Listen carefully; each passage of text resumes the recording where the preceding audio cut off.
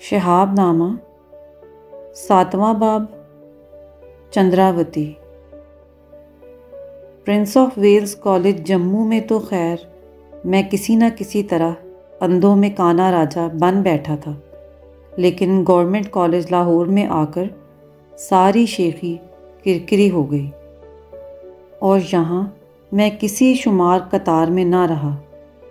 نہ تو مجھ میں اسنوبری کی اہلیت تھی، اور نہ ہی زبان گھما گھما کر، ہونٹ سکیڑ سکیڑ کر، حلق توڑ مڑوڑ کر اینگلو انڈین لہجے میں انگریزی بولنا میرے بس کا روگ تھا۔ انگریز تو خیر اپنے مادری لہجے میں انگریزی بولنے پر مجبور ہے ہی، لیکن جاپانی، جرمن، اطالوی، فرانسیسی، روسی اور چینی بھی اس زبان میں گفتگو کرتے ہیں تو اپنے فطرتی لہجے کو انگلستانی سانچے میں ڈھالنے کی کوشش نہیں کرتے۔ غلامی کے دور نے اس احساس کمتری کی یہ وراثت صرف ہم ہی کو عطا کی ہے۔ اگر ہم اپنے نیچرل لہجے میں انگریزی زبان بولیں تو اسے بڑا مضحکہ خیز لطیفہ سمجھا جاتا ہے۔ اپنی اس کوتاہی کے احساس سے دب کر میں اپنے خول میں گھس گیا، اور ریشم کے کیڑے کی طرح سمٹا کر اپنا ایک الگ کوکون بنا لیا۔ یہاں پر میری ملاقات چندراوتی سے ہو گئی۔ وہ لیڈی میکلاگن کالج کی اسٹوڈنٹ تھی، اور موہنی روڈ پر ہندو لڑکیوں کے ایک آشرم میں رہتی تھی۔ ایک روز پنجاب پبلک لائبریری میں ہم دونوں ایک ہی کتاب اپنے نام جاری کرانے کے امیدوار تھے۔ پہلے ہمارے درمیان ہلکا سا فساد ہوا، لیکن پھر لائبریرین نے یہ کتاب ایک ہفتہ کے لیے میرے نام ایشو کرنے کا فیصلہ دے دیا۔ جب میں نے رجسٹر میں اپنا نام درج کروایا تو چندراوتی نے آنکھیں سکیڑ کر مجھے غور سے گھورا اور پھر چمک کر بولی، اچھا تو تم ہی ہو وہ 30 مار خاں جس نے انگلش ایسے میں انعام جیتا تھا۔ اخباروں میں تصویر تو بڑی اچھی چھپوائی تھی، دیکھنے میں تو ویسے نظر نہیں آتے۔ اس غیر متوقع حملے نے مجھے لمحہ بھر کے لیے جھپا دیا۔ میں کوئی جواب سوچ ہی رہا تھا کہ وہ دوبارہ بولی، ارے تم تو بالکل لڑکیوں کی طرح شرمال ہو جا رہے ہو۔ چلو مان لیا وہ تصویر تمہاری ہی تھی، اب پلیز یہ کتاب مجھے دے دو، مجھے پرچہ تیار کرنا ہے۔ میں نے فوراً کتاب اس کے حوالے کر دی، اور ساتھ ہی اپنا سارا علم و فضل بھی اس کے قدموں میں ڈال دیا۔ وہ دوسرے تیسرے روز گورنمنٹ کالج آ جاتی تھی۔ میں اپنی کلاس چھوڑ کر اس کے ساتھ لان میں بیٹھ جاتا اور دیر تک اسے بڑی محنت سے پڑھاتا رہتا تھا۔ جب وہ ہمارے کالج آتی تھی تو کئی لڑکے دو رویا کھڑے ہو جاتے اور اسے دیکھ کر بڑی خوش دلی سے سیٹیاں بجاتے تھے۔ ایک روز ہم لان میں بیٹھے تھے تو پروفیسر ڈکنسن میری کلاس کا پیریڈ لے کر قریب سے گزرے، مجھے دیکھ کر رک گئے اور کافی دیر تک نگاہیں گاڑ کر چندراوتی کو گھورتے رہے، پھر مسکرا کر بولے، ٹھیک ہے، تمہارے لیے یہی مناسب مقام ہے، کلاس روم میں تو ایک بھی ایسی گولڈن گرل نہیں۔ چندراوتی واقعی سورن کنیا تھی۔ وہ سپر ڈیشر سمیشر قسم کی لڑکیوں کی طرح حسین نہ تھی، لیکن اس کے وجود پر ہر وقت سپیدہ سحر کا ہالہ چھایا رہتا۔ رنگت میں وہ سونے کی ڈلی تھی، اور جلد اس کی باریک مومی کاغذ تھی، جس کے آر پار نگاہ جاتی بھی ہے اور نہیں بھی جاتی۔ اس کی گردن میں چند باریک باریک نیلی رگوں کی بڑی خوشنما پچیکاری تھی، اور جب وہ پانی پیتی تھی تو اس کے گلے سے گزرتا ہوا ایک ایک گھونٹ دور سے گنا جا سکتا تھا۔ چندراوتی کو لاہور میں رہتے کافی عرصہ ہو چلا تھا، لیکن اب تک اس نے نہ جہانگیر کا مقبرہ دیکھا تھا، نہ نور جہاں کے مزار پر گئی تھی، نہ شالیمار باغ کی سیر کی تھی۔ اتوار کے اتوار میں ایک بائیسیکل کرائے پر لیتا اور اسے کیریئر پر بٹھا کر تاریخی مقامات کی سیر کروا لاتا۔ وہ اپنے آشرم سے آلو کی بھجیا اور پوریاں بنا لاتی اور بڑی احتیاط سے میرا حصہ الگ کاغذ پر رکھ کر مجھے دے دیتی، کیونکہ ذات کی وہ کٹر ہندو تھی اور اپنے کھانے پینے کی چیزوں کو ہرگز میرا ہاتھ نہ لگنے دیتی تھی۔ ایک اتوار ہم بادامی باغ کی سیر کے لیے گئے۔ وہاں پہنچ کر ہر طرف دیکھا بھالا، لیکن نہ کہیں بادام نظر آئے اور نہ ہی کوئی باغ دکھائی دیا۔ مجبوراً ہم نے ایک گندے سے دھوبی گھاٹ کے قریب بیٹھ کر اپنا پکنک منا لیا۔ چندراوتی کو سائیکل پر بٹھا کر لاہور کی سڑکوں پر فراٹے بھرنے کی مجھے کچھ ایسی چٹک پڑ گئی کہ میں نے اپنا ذاتی بائیسیکل خریدنے کا تہیہ کر لیا۔ انہی دنوں ڈیلی ٹریبیون میں نیڈوز والے مسٹر نیڈو کا اشتہار نکلا کہ انہیں اپنے بیٹے کے لیے فوری طور پر پرائیویٹ ٹیوٹر کی ضرورت ہے۔ میں نے عرضی ڈال دی۔ مسٹر نیڈو سفید فرینچ کٹ داڑھی والے گول مٹول سے بوڑھے انگریز تھے۔ مجھے دیکھ کر بڑے مایوس ہوئے اور کہنے لگے، لڑکا بڑا ضدی اور سرکش ہے، پڑھنے لکھنے کا نام نہیں لیتا۔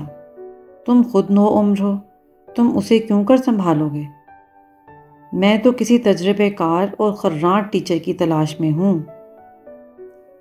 میں نے بے اعتنائی سے جواب دیا کہ میں بھی بڑا مصروف ہوں، 1 ماہ سے زیادہ ٹیوشن نہیں کر سکتا۔ اگر اس عرصہ میں وہ لکھنے پڑھنے کی طرف مائل ہو گیا تو میری اجرت 1 عدد ریلے بائیسیکل ہوگی۔ اگر یہ مقصد پورا نہ ہوا تو میں کوئی فیس نہ لوں گا۔ یہ سودا مسٹر نیڈو کے دل کو بھا گیا، لیکن ریلے بائیسیکل کی جگہ انہوں نے ہرکولیس کی پیشکش کی۔ آخر کچھ بحثا بحثی کے بعد معاملہ ایک فلپس بائیسیکل پر طے ہو گیا۔ ان دنوں ریلے کی قیمت 90 روپے، ہرکولیس کی 24 روپے اور فلپس کی قیمت 72 روپے ہوا کرتی تھی۔ ٹیوشن شروع کرنے سے پہلے میں نے مسٹر نیڈو سے کہا کہ اگر لڑکا بہت بگڑا ہوا ہے تو شاید کسی قدر سختی سے کام لینا پڑے۔ انہیں کوئی اعتراض تو نہیں؟ مسٹر نیڈو عصبی المزاج بزرگ تھے، اپنے بیٹے کے لاابالی پن سے نالاں نظر آتے تھے۔ میری بات سن کر انہوں نے گھبراہٹ سے ادھر ادھر دیکھا کہ کوئی اور گوش پر آواز تو نہیں۔ پھر آہستہ سے میرے کان میں کہا، خدا تمہیں خوش رکھے، ضرور سختی کرو، لیکن دیکھنا کوئی ہڈی وڈی نہ توڑ بیٹھنا، میرے سر پر قیامت آ جائے گی۔ جان نیڈو 15-16 برس کا مغرور سا لونڈا تھا۔ ایک ملازم مجھے اس کے کمرے میں لے گیا۔ اس نے ناک سکیڑ کر نفرت سے میری طرف دیکھا اور بدتمیزی سے بولا، نکل جاؤ فوراً، آپ کا اس کمرے میں کیا کام ہے؟ میں نے کہا، صبر بیٹا صبر، میں تمہارا نیا ٹیوٹر ہوں، تمہیں پڑھانے آیا ہوں۔ جان نے تحقیر سے الفاظ چبا کر کہا، ٹیوٹر، میں کہتا ہوں چلے جاؤ، میرے پاس فالتو وقت نہیں۔ جان نے چھاتی پھلائی اور دونوں ہاتھ پتلون کی جیبوں میں ڈال کر میرے سامنے اکڑ کر کھڑا ہو گیا۔ میں نے بھانپ لیا کہ یہ لاتوں کے بھوت ہیں، باتوں سے نہیں مانیں گے۔ گرب کشتن روز اول۔ میں نے اس کے منہ پر زور سے ایک زناٹے دار چانٹا رسید کیا اور ڈانٹ کر کہا، یو سن آف بچ، تمہاری اماں نے تمہیں استاد سے بات کرنے کی تمیز نہیں سکھائی؟ جیب سے ہاتھ نکال کر سیدھی طرح کھڑے ہو جاؤ۔ جان نے کچھ اور اکڑ دکھائی تو میں نے پے در پے اس کے 2-3 اور تھپڑ لگا دیے۔ وہ روتا ہوا دروازے کی طرف لپکا تو میں نے اسے گردن سے پکڑ کر روک لیا اور کہا، تمہارا باپ اس میں کوئی دخل نہ دے گا، میں اس سے پوچھ کر آیا ہوں۔ جان چلایا، نان سینس، میرا باپ مجھے مارنے کی اجازت نہیں دے سکتا۔ میں نے اسے مطلع کیا، صرف ہڈی توڑنے کی اجازت نہیں ہے، باقی سب چھٹی ہے۔ جان نے مجھے بڑی شستہ انگریزی میں 2-3 گالیاں دیں۔ میں نے اس کی کلائی مروڑ کر پیٹھ پر ایک لات جمائی اور اسے مرغا بننے کا حکم دیا۔ یہ اصطلاح اس کے لیے نئی تھی۔ میں نے خود مرغا بن کر اس کی رہنمائی کی۔ 5-10 منٹ کان پکڑ کر اس کی طبیعت صاف ہو گئی اور اس کے بعد ہمارے درمیان دوستی کا رشتہ استوار ہو گیا۔ 1 ماہ بعد جب میں اپنا فلپس سائیکل وصول کر کے رخصت ہونے لگا تو سارا گھر میرے پیچھے پڑ گیا کہ میں منہ مانگی فیس پر جان کا ٹیوٹر بنا رہوں، لیکن میری ٹیوشن تو چندراوتی کے ساتھ لگی ہوئی تھی، اس لیے میں نے انکار کر دیا۔ اب لاہور تھا اور میرا بائیسیکل۔ کسی ٹریفک سارجنٹ نے بھی شہر کی اتنی گشت نہیں کی ہوگی جتنا کہ ہم دونوں نے لاہور کے گلی کوچوں کو کھنگال ڈالا۔ ایک اتوار میں چندراوتی کے پاس آشرم پہنچا تو وہ اداس بیٹھی تھی۔ اس نے کوئی الٹا سیدھا خواب دیکھ لیا تھا اور وہ اپنی ماں کے لیے فکر مند تھی۔ میں نے اسے کیریئر پر بٹھایا اور گرینڈ ٹرنک روڈ پر ایمن آباد کی راہ لی۔ میں سائیکل چلاتا رہا، چندراوتی میرے پیچھے بیٹھی کوئی بھجن گنگناتی رہی اور 26-27 میل کا فاصلہ دیکھتے ہی دیکھتے وقت سے بہت پہلے ختم ہو گیا۔ ایمن آباد کی ایک تنگ و تاریک گلی میں 2 چھوٹی چھوٹی کوٹھڑیوں کا ایک بوسیدہ سا گھر تھا۔ چندراوتی کی بیوہ ماں پہلے کپڑے سی کر گزارا کیا کرتی تھی، پھر موتیا اتر آنے سے اس کی نظر کمزور ہو گئی تو سینے پر ہونے کا کام بند ہو گیا۔ اب وہ غلہ منڈی کے ایک آڑھتی جگدیش چندر کے ہاں برتن مانجنے، کپڑے دھونے اور گھر کی صفائی کرنے پر ملازم تھی۔ جگدیش چندر اسے معقول تنخواہ دیتا تھا، اس وجہ سے نہیں کہ اسے اس کا کام پسند تھا، بلکہ صرف اس وجہ سے کہ اس کی بیٹی خوبصورت تھی۔ ماں کی تنخواہ کے بہانے وہ دراصل چندراوتی پر سٹا کھیل رہا تھا۔ یوں بھی جب کبھی وہ لاہور جاتا تھا تو چندراوتی کو اس کی ماں کی خیر خیریت بتانے آشرم ضرور جاتا تھا۔ جس روز پکنک کے لیے چندراوتی آلو کی بھجیا اور پوریوں کے علاوہ کچھ مٹھائی بھی لاتی تھی تو میں سمجھ جاتا تھا کہ جگدیش چندر آیا ہوگا اور پاؤ بھر مٹھائی کا نذرانہ دے کر رسم عاشقی نبھا گیا ہے۔ 1-2 بار میں نے جگدیش چندر کا نام لے کر چندراوتی کو چھیڑنے کی کوشش کی تو اس نے بڑے درد و کرب سے ہاتھ جوڑ کر منت کی، اس مورخ کا نام نہ لو، تمہاری زبان میں کیڑے پڑ جائیں گے۔ چندراوتی کی ماتا مجھے بڑی پسند آئی۔ اس کے پور پور سے شکستگی، شائستگی اور شانتی ٹپکتی تھی۔ اس نے برف ڈال کر دودھ کی کچی لسی بنائی۔ ان کے ہاں مسلمانوں کے لیے کوئی الگ برتن نہ تھا، اس لیے میں نے دونوں ہاتھوں کا چلو بنایا۔ چندراوتی نے گڑوی اٹھائی اور دیر تک اس میں دور سے لسی انڈیلتی رہی۔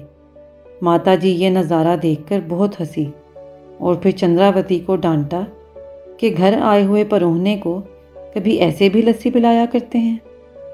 چندراوتی نے کہا، کوئی بات نہیں ماتا جی، یہ تو اپنے ہی لوگ ہیں، کوئی پروہنا تھوڑی ہیں۔ کہنے کو تو بے خیالی میں وہ یہ فکرہ بول گئی، لیکن پھر اپنے آپ اس کے کانوں کی لوئیں سرخ ہو گئیں اور وہ جلدی جلدی برتن سمیٹ کر رسوئی میں چلی گئی۔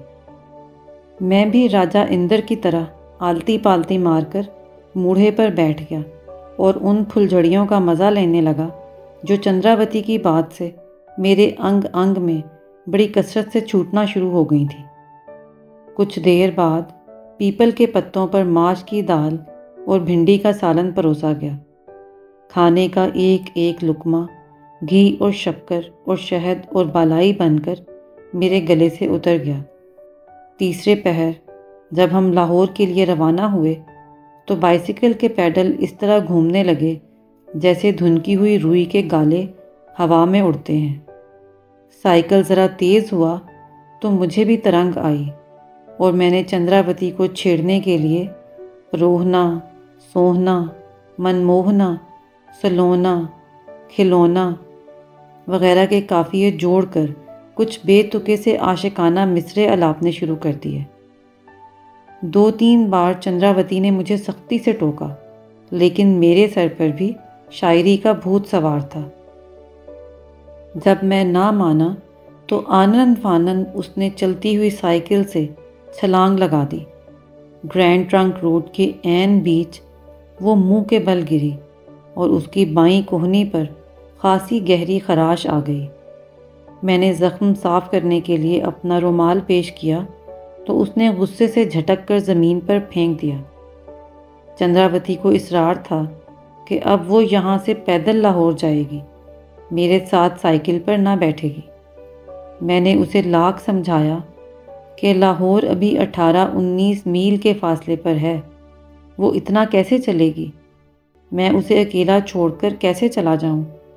لیکن وہ بھی تریاہٹ کے سنگھاسن پر چڑھی بیٹھی تھی۔ ہر چند میں نے اپنے کان کھینچے، ہاتھ جوڑے، معافی مانگی، لیکن وہ ٹس سے مس نہ ہوئی۔ آخر میں نے اپنی پیشانی زمین پر رکھ دی اور اس کے سامنے گن گن کر ناک سے لکیریں کھینچنے لگا۔ وہ کھلکھلا کر ہنس دی۔ ارے یہ تم کس کو ڈنڈوت کر رہے ہو؟ میں نے کہا، دیوی جی ڈنڈوت نہیں کر رہا، ناک سے لکیریں کھینچ رہا ہوں تاکہ تم معاف کر دو۔ چندراوتی نے سڑک پر پھینکا ہوا میرا رومال اٹھا کر مجھے دیا اور کہا، لو رومال سے اپنی ناک صاف کر لو، بالکل سرکس کے کلاؤن نظر آ رہے ہو۔ اب شریف بچوں کی طرح بائیسیکل چلانا۔ چندراوتی ہر قسم کی آرزو مندی سے بے نیاز تھی۔ اسے بس ایک حسرت تھی کہ وہ کسی طرح بنارس جا کر گنگا اشنان کر لے۔ میں نے اسے کئی بار چھیڑا کہ مسلمان بلی تو 900 چوہے کھا کر حج کے لیے نکلتی ہے، ہندو کنیا کا بھی فرض ہے کہ پہلے وہ پاپ کی گٹھڑی کمائے پھر کہیں جا کر گنگا جی میں نہائے۔ یوں بھی میں نے اردو اور انگریزی ادب کے تیر بہدف اشاروں، کنایوں، تلمیحوں، تشبیہوں، استعاروں اور طرح طرح کی ترکیبوں سے اس کا ذہن کسی قدر برانگیختہ کرنے کی بے حد کوشش کی، لیکن ہر بار منہ کی کھائی اور بڑی شرمندگی اٹھائی۔ رفتہ رفتہ ایک ہی سائیکل پر بیٹھے ہوئے ہم 2 الگ الگ گروہوں میں بسنے لگے۔ جوں جوں میرے دماغ میں نفسانیت کی بھیڑوں کا چھتا بنتا گیا، اسی رفتار سے ہمارے درمیان ایک وسیع و عریض خلا پیدا ہونا شروع ہو گیا۔ وہ میرے ساتھ ہوتے ہوئے بھی کوسوں دور ہوتی تھی۔ دراصل میرے دل اور دماغ نے خواہشات کے جس راستے پر چلنا شروع کر دیا تھا، وہ لحظہ بہ لحظہ مجھے اس سے دور ہی دور لے جا رہا تھا۔ جیسے جیسے یہ فاصلے بڑھتے گئے، میرا مزاج چڑچڑا ہوتا گیا۔ چھوٹی چھوٹی باتوں پر چندراوتی کے ساتھ جھگڑا مول لینا میرا معمول بن گیا۔ دن بھر اسے بائیسیکل پر لادے لادے سڑکوں پر گھومنا مجھے بڑی احمقانہ اور طفلانہ حرکت محسوس ہونے لگی، اور میں اس گناہ بے لذت کی اکتاہٹ سے دل ہی دل میں جھنجھلانے لگا۔ کئی بار میرے سر پر یہ جنون سوار ہوا کہ میں بائیسیکل کو کسی تیز رفتار موٹر کے ساتھ ٹکرا کر چور چور کر دوں۔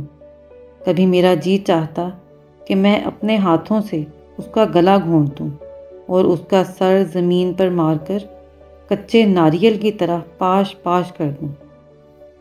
ایک روز وہ ایک چھابڑی والے کے پاس تازہ گنڈیریاں کٹوانے کھڑی ہوئی تو میرے دل میں آیا کہ میں ایک موٹے گنے سے چندراوتی کو مار مار کر ادھموا کر دوں اور گنڈیریوں والے کی درانتی سے اس کے ٹکڑے ٹکڑے کر کے اپنے دانتوں سے کچر کچر چبا ڈالوں۔ اس نے آ کر میرے حصے کی گنڈیریاں مجھے دیں تو میں نے جھنجھلا کر انہیں نالی میں پھینک دیا۔ جب میں اپنے کمرے میں واپس آیا تو میرا جسم یوں ٹوٹ رہا تھا جیسے سڑک کوٹنے والا انجن مجھے روندتا ہوا گزر گیا ہو۔ ناشکیب آرزوؤں کے کوڑے بڑی سفاکی سے میری کمر پر برسنے لگے۔ ناسفتہ خواہشات کا گرم گرم دھواں اٹی ہوئی چمنی کی طرح میرے گلے میں پھنس گیا۔ کمرے کی چار دیواری سانپ کی طرح بل کھا کھا کر مجھے اپنی لپیٹ میں جکڑنے لگی۔ میرا دم گھٹ گیا۔ میرے سر میں کالے کالے بھونڈ اور زہرناک بھیڑیں ہوائی جہاز کے انجن کی طرح بھن بھنانے لگیں، اور میرے جسم میں اوپر سے نیچے تک تیز رفتار چھپکلیوں کی فوج در فوج اچھلنے کودنے سرسرانے لگی۔ میں گھبرا کر اٹھا اور باہر سڑک پر آ گیا۔ آدھی رات کا وقت تھا۔ چاروں طرف چھایا ہوا سناٹا کہکہے مار مار کر مجھ پر ہنسنے لگا۔ میں بھی ایک لیمپ پوسٹ سے لپٹ کر کھڑا ہو گیا اور دیر تک زور زور سے جوابی کہکہے لگاتا رہا۔ 2-3 راہگیروں نے رک کر مجھے گھورا اور پھر شرابی کا فتویٰ دے کر آگے بڑھ گئے۔ لاہور کی کوئی سڑک میرے ساتھ آشنائی کا اقبال جرم کرنے کے لیے تیار نہ تھی۔ دکانوں پر لگے ہوئے سائن بورڈ بالکل اجنبی زبانوں میں لکھے ہوئے نظر آتے تھے۔ گلی کوچوں کی بیگانگی مجھے قدم قدم پر آوارہ کتے کی طرح دھتکارتی تھی۔ گھروں کے بند دریچے اپنی بلندیوں سے آہ تھو کر کے میرے منہ پر تھوک دیتے تھے۔ سڑکوں کے موڑ جگہ جگہ میرا راستہ روک کر کھڑے ہو جاتے اور میں ایک لاوارث کوڑھی کی طرح کبھی ادھر بھٹکتا تھا، کبھی ادھر بھٹکتا تھا۔ لاہور کی کوئی سڑک، کوئی گلی، کوئی کوچہ مجھے راستہ دینے پر تیار نہ تھا۔ بیگانگی اور دیوانگی کے اس ماحول میں بس ایک دروازہ ایسا دکھائی دیا جو آدھی رات کے بعد بھی آغوش مادر کی طرح وا تھا۔ بہت سے لوگ بے روک ٹوک داتا دربار میں آ جا رہے تھے۔ میں بھی ان کے ساتھ یوں ہی بے وضو اندر گھس گیا اور مزار کی ایک محراب سے ٹیک لگا کر بیٹھ گیا۔ بڑی دیر تک میں آنکھیں بند کر کے انتہائی انہماک کے ساتھ چندراوتی چندراوتی کا ورد کرتا رہا۔ پھر یکایک میرے اندر ایک ویکیوم سا پیدا ہو گیا اور میری محرومیوں کا آتش فشاں بھگ سے پھٹ گیا۔ دبی ہوئی خواہشات کا کھولتا ہوا لاوا ابل ابل کر میرے روئیں روئیں سے پرنالوں کی طرح بہنے لگا، اور میں بڑی دیر تک محراب کے کونے میں سر دیے دھاڑیں مار مار کر بلک بلک کر روتا رہا۔ اس کے بعد مجھے کچھ اونگ سی آ گئی۔ ایک موٹے سے متولی نے میری پسلیوں میں لاٹھی کا ٹھوکا دے کر مجھے بیدار کیا اور ڈانٹ کر کہا، تم یہاں خراٹے لینے آئے ہو بد نصیب کہیں کے؟ اٹھو، اپنی داد فریاد کا واویلا مچاؤ، حضرت داتا گنج بخش سب کی سنتے ہیں۔ میں نے اٹھ کر مسجد کے تالاب پر وضو کرنے کے بہانے منہ پر پانی کے چھینٹے مارے اور پھر واپس آ کر اپنی محراب میں بیٹھ گیا۔ میرے گرد و پیش کئی لوگ بڑے خشوع و خضوع سے اپنی اپنی مرادیں مانگ رہے تھے۔ کوئی روزگار مانگ رہا تھا، کوئی رزق مانگ رہا تھا، کسی کو بیماریوں سے شفا کی طلب تھی، کوئی مقدمہ جیتنے کی دعا کر رہا تھا۔ میں نے بھی بڑی یکسوئی سے اپنی مراد مانگنے کی تیاری کی، لیکن میری زبان دانی کی ساری مہارت دھری کی دھری رہ گئی۔ میرے دل کی آرزو ایسی عجیب تھی کہ الفاظ کا کوئی جامہ اس پر پورا نہ اترتا تھا۔ میں نے بڑی محنت اور کوشش سے فصاحت اور بلاغت اور سلاست اور شرافت اور شائستگی کے پیوند لگا لگا کر بہت سے فقرے بنائے، لیکن ایک فقرہ بھی ایسا نہ تھا جو دراصل چندراوتی کی بے آبروئی نہ کرتا ہو۔ بزرگوں کے مزار پر اس قسم کے انداز گفتگو سے مجھے حجاب سا آ گیا۔ داتا صاحب بھی کیا سوچیں گے کہ یہ بے وقوف میرے سامنے کیسی الٹی باتیں کر رہا ہے۔ تصور ہی تصور میں مجھے داتا صاحب ایک ہاتھ میں تسبیح اور دوسرے ہاتھ میں جوتا اٹھائے اپنی جانب لپکتے ہوئے نظر آئے۔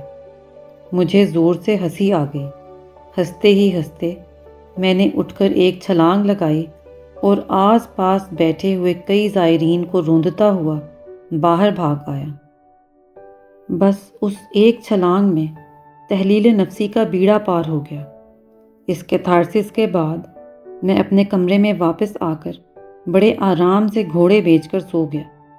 صبح ہوئی تو نہایا دھویا، نیا سوٹ پہنا اور سائیکل لے کر سیدھا چندراوتی کے آشرم پہنچ گیا۔ وہ بے وقوف لڑکی اب تک ماضی کی دلدل میں منہ پھلائے بیٹھی تھی کہ میں نے اس کی گنڈیریاں نالی میں کیوں پھینک دیں۔ میں نے بڑی عاجزی سے ہاتھ جوڑ کر معافی مانگی، لیکن وہ بدستور روٹھی رہی۔ اس پر میں نے اپنی ترپ چال چلی، بائسیکل ایک طرف رکھ دیا اور چندراوتی کے سامنے عین بیچ بازار سڑک پر ناک سے لکیریں نکالنے کی تیاری کرنے لگا۔ آشرم کے دروازے پر برسر عام ایسی حرکت سے بڑی جگ ہسائی کا خطرہ تھا، اس لیے وہ فی الفور مان گئی اور ہم دونوں بائسیکل پر سوار ہو کر لارنس گارڈن چلے گئے۔ اس روز سارا دن چندراوتی کچھ کھوئی کھوئی سی رہی۔ میرا افلاطونی راز و نیاز اس کی سمجھ میں بالکل نہیں آ رہا تھا، نہ ہی میرے غیر معمولی نشاط و انبساط کی بظاہر کوئی وجہ نظر آتی تھی۔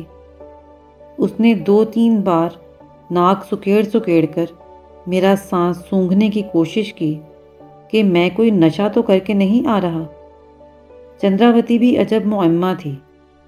میرے ایام جاہلیت کی چھوٹی موٹی زیادتیوں اور بد اتواریوں کو تو وہ برداشت کر لیتی تھی، لیکن اب جو میں شرافت اور شائستگی کا لبادہ اوڑھ کر اس کے سامنے آیا تو وہ بری طرح بور ہونے لگی۔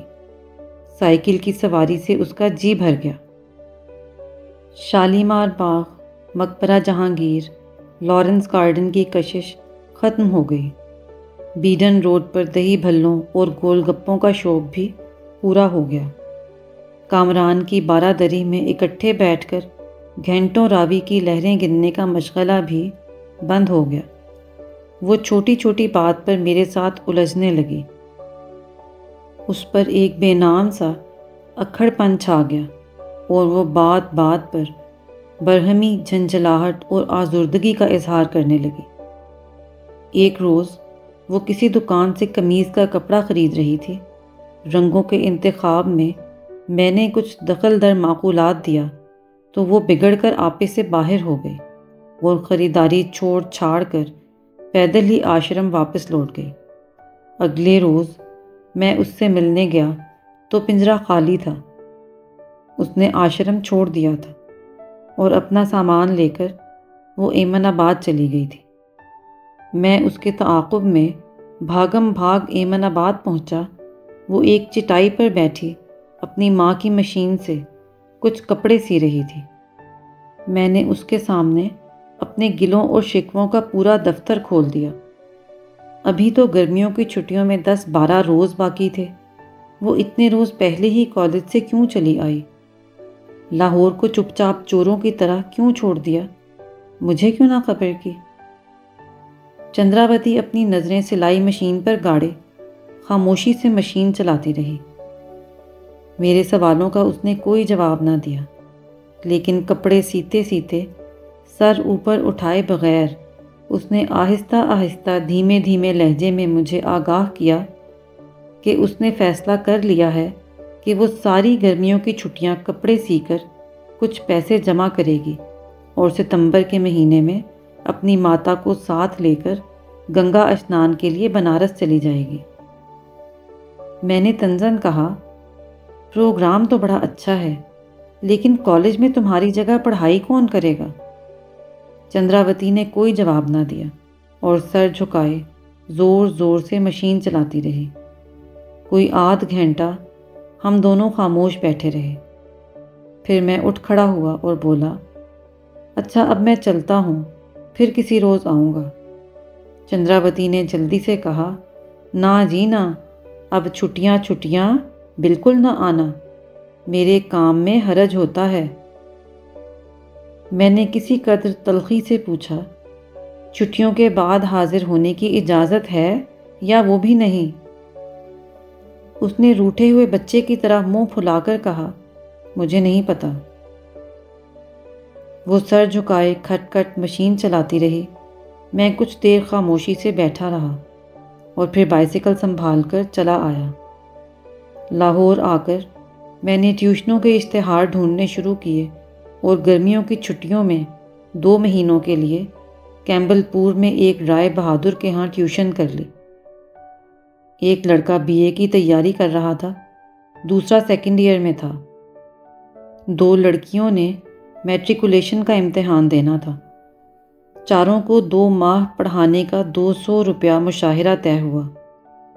رائے بہادر نے رہنے کے لیے مجھے اپنے پٹوار خانے میں جگہ دے دی اور 2 وقت کا کھانا اپنے ایک مسلمان کارندے کے ہاں مقرر کر دیا۔ رائے بہادر کے منت سماجت کر کے میں نے 100 روپیہ پیشگی وصول کر لیا اور اسے ایک خوشامدانہ خط کے ساتھ چندراوتی کی خدمت میں بھیج دیا۔ میں نے بڑی منت سماجت ڈانٹ ڈپٹ سے اس کو لکھا کہ وہ سلائی مشین پر اپنا وقت ضائع نہ کرے بلکہ اپنے امتحان کی تیاری کرے۔ بنارس یاترا کے لیے 200 روپیہ فراہم کرنا میری ذمہ داری ہے۔ چند روز کے بعد منی آرڈر جوں کا توں واپس آ گیا۔ اگلے ماہ میں نے پورے 200 روپے کا منی آرڈر بھیجا، وہ بھی اسی طرح واپس آ گیا۔ چھٹیوں کے بعد میں خود ایمن آباد گیا۔ وہ چارپائی پر بیمار پڑی تھی۔ اس کی ماں پاس بیٹھی پنکھا کر رہی تھی۔ مجھے دیکھ کر چندراوتی اٹھ کر بیٹھ گئی۔ میں نے شکایت کی کہ اس نے میرے بھیجے ہوئے پیسے واپس کیوں کر دیے؟ چندراوتی نے تنک کر کہا، منی آرڈر کیوں کیا تھا؟ خود کیوں نہیں لائے؟ میں نے جواب دیا، خود کیسے لاتا؟ تم نے خود ہی تو کہا تھا چھٹیوں میں یہاں نہ آؤں، تمہارے کام میں حرج ہوتا ہے۔ چندراوتی نے ماتھے پر ہاتھ مار کر کہا، ہائے رام، تم میری ہر بات سچ کیوں مان بیٹھتے ہو؟ چندراوتی کے منہ سے یہ الفاظ سن کر میں بے اختیار اس غرق شدہ لاش کی طرح ہاتھ پاؤں مارنے لگا جس کی آنکھ یکا یک کھل جائے اور اس پر یہ انکشاف ہو کہ جہاں وہ ڈوبی پڑی ہے وہاں پانی نہیں، محض سراب ہے۔ میں نے ایک ایک کر کے اپنی انگلیوں پر ان مواقع کا شمار شروع کر دیا جب مجھے چندراوتی کی بات کو سچ نہیں سمجھنا چاہیے تھا، لیکن حماقت سے خواہ مخواہ سچ مان بیٹھا۔ چندراوتی نے پنکھے کی ڈنڈی میرے سر پر مار کر مجھے چپ کروا دیا اور کہا، بس بس، اب زیادہ ہندی کی چندی نہ نکالو، بالکل دودھ پیتے بچے ہی بن گئے ہو۔ میں نے بھی کھسیانی بلی کی طرح کھمبا نوچنا شروع کر دیا، کیوں نہ بنتا؟ تم میرے ہاتھ کا چھوا ہوا پانی کا گلاس تک تو پیتی نہیں ہو۔ چندراوتی نے عجیب طور پر ہنس کر کہا، ارے بھائی، پانی کا گلاس تو پانی کا گلاس ہوتا ہے، بندہ پرندہ تو پانی کا گلاس نہیں ہوا کرتا نا۔ اتنا کہہ کر وہ ایک دم سنجیدہ ہو گئی اور بولی، تم نے وہ کیمبل پور والے پیسے ضائع تو نہیں کر دیے؟ اب مجھے واقعی ضرورت ہے۔ بستر پر بیٹھے بیٹھے اس نے مجھے اپنی بیماری کی رام کہانی ایسے انداز سے سنائی جیسے کوئی شوخ بچہ اسکول میں اپنی شرارتوں کے کارنامے سناتا ہے۔ ایک دن یوں ہی بیٹھے بٹھائے اسے ہلکی ہلکی حرارت شروع ہو گئی، پھر کھانسی کے ساتھ تیز بخار ہو گیا۔ ایمن آباد کے وید نے تپِ مہرکہ تشخیص کیا اور ٹھنڈے شربتوں سے علاج کرتا رہا۔ کھانسی بڑھتی گئی اور 21 دن گزرنے کے بعد بھی جب بخار نہ ٹوٹا تو وہ گھبرا کر گجرانوالہ ہسپتال میں سول سرجن کے پاس چلی گئی۔ ڈاکٹر نے ایکس رے لیا، خون ٹیسٹ کیا، تھوک کا معائنہ کیا اور نتیجہ یہ نکالا کہ چندراوتی کو 3 درجے کی TB ہو گئی ہے۔ TB کی خبر سن کر جگدیش چندر آرتی نے چندراوتی کی ماں کو اپنے گھریلو ملازمت سے نکال دیا۔ محلے والوں نے بھی ان کے ہاں آنا جانا بند کر دیا اور اب وہ ماں بیٹی اپنی سلائی مشین بیچ کر کھانے پینے اور دوا دارو کا کام چلا رہی تھی۔ میں ہر دوسرے تیسرے دن صبح سویرے اپنی بائیسیکل پر ایمن آباد چلا جاتا تھا۔ سارا دن ماں بیٹی کے ساتھ بیٹھ کر تاش کھیلتا اور گپیں ہانکتا اور شام کو بائیسیکل پر لاہور واپس آ جاتا۔ لیکن رفتہ رفتہ چندراوتی کی کھانسی کے دورے بہت بڑھ گئے۔ کھانسی کی دھونکنی گھنٹہ گھنٹہ بھر بڑی بے رحمی سے چلتی اور وہ بے سدھ ہو کر بستر پر گر جاتی۔ یہ دیکھ کر میں ایمن آباد اٹھ آیا۔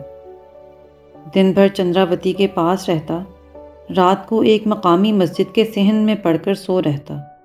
ایک روز چندراوتی کھانس رہی تھی تو اس کے گلے میں کوئی پھانس سی اٹک گئی۔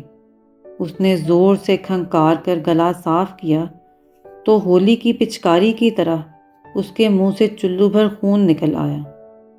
ساتھ ہی اسے شدت کے اسہال لگ گئے۔ دیکھتے ہی دیکھتے اس کا چہرہ سونار کی کٹھالی میں گلتے ہوئے سونے کی طرح پگھل گیا اور بستر پر لیٹے لیٹے اس کا تن بدن اس طرح گھلنے لگا جیسے پانی کے گلاس میں پڑی ہوئی مصری کی ڈلی اپنے آپ ریزہ ریزہ ہو کر تحلیل ہونے لگتی ہے۔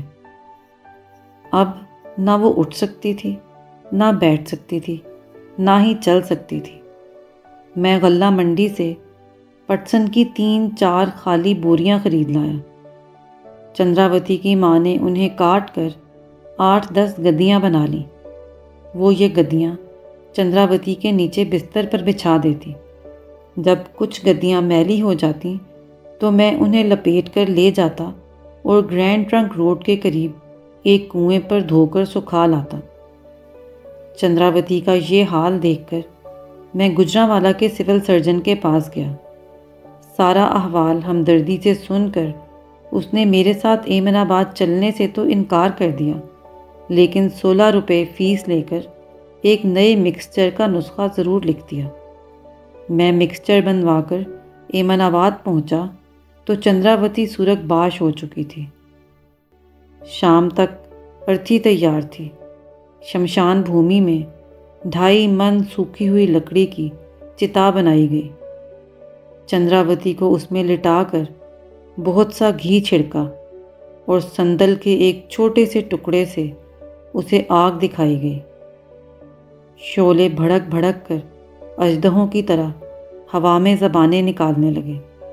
2-3 برہمن زور زور سے منتر الاپنے لگے۔ ایک سادھو نے شنکھ بجایا۔ چنگاریاں چٹخ چٹخ کر دور تک آنے لگیں اور دیکھتے ہی دیکھتے وہ لڑکی بھی جل کر راکھ ہو گئی جس نے کبھی میرے ہاتھ کا چھوا ہوا پانی تک نہ پیا تھا۔ چندراوتی کی ماتا نے ایک مدھم سی لالٹین کی روشنی میں اپنی بیٹی کے پھول چنے اور راکھ سمیٹ کر ایک پوٹلی میں باندھ لی۔ لاہور آ کر میں نے اپنا بائیسیکل بیچ دیا اور چندراوتی کی ماں کو بیٹی کے پھول گنگا میں بہانے کے لیے بنارس جانے والی گاڑی میں سوار کر دیا۔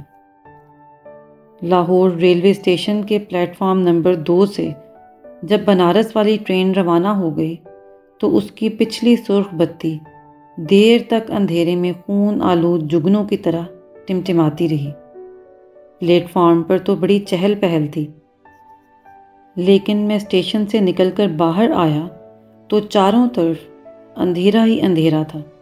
لاہور کے سارے لیمپ پوسٹ جادو کے زور سے غائب ہو گئے تھے۔ عاد اور سمود کی بستیوں کی طرح اس شہر خاموشاں کی عمارتیں بھی اپنی چھتوں پر اوندھی پڑی تھیں۔ ہر جانب کھنڈر ہی کھنڈر تھے۔ اس ویرانی میں مفلوج ہاتھ کی بے حس لکیروں کی طرح صرف ان مردہ شاہراہوں کا جال پھیلا ہوا تھا جن پر میں چندراوتی کے ساتھ بائیسیکل چلایا کرتا تھا۔ کئی روز تک میں دن رات ان شاہراہوں پر پاپیادہ گھومتا رہا۔ چلتے چلتے میرے پاؤں میں چھالے پڑ گئے۔ جب مزید چلنے کی سکت باقی نہ رہی تو مجبوراً میں گورنمنٹ کالج کے لان میں واپس آ گیا اور اپنا پہلا افسانہ لکھنے بیٹھ گیا۔ افسانے کا عنوان تھا چندراوتی اور اس کا پہلا فقرہ یہ تھا: جب مجھے چندراوتی سے محبت شروع ہوئی، اسے مرے ہوئے 3 روز تھا۔ افسانہ لکھتے لکھتے میں کئی بار رویا کئی بار ہنسا۔ مکمل کرنے کے بعد میں نے یہ کہانی اختر شیرانی کی خدمت میں بھیج دی۔ انہوں نے اسے پسند فرمایا اور مجھے بڑا پیارا خط لکھا۔ افسانہ انہوں نے رومان میں شائع کر دیا۔ جب میں یہ افسانہ لکھ رہا تھا تو پروفیسر ڈکنسن کلاس لے کر حسب معمول لان سے گزرے، مجھے دیکھ کر رک گئے اور بولے، hello, roasting alone, where is your golden girl? میری آواز مچھلی کے کانٹے کی طرح گلے میں پھنس گئی اور میں نے سسکیاں لے کر کہا، sir, she has reverted to the gold mine. امید ہے آپ کو شہاب نامہ کا یہ آڈیو باب پسند آیا ہوگا۔ مزید آڈیو اسباق سننے کے لیے اگلے جمعہ میرے چینل پر واپس آئیے۔ شکریہ۔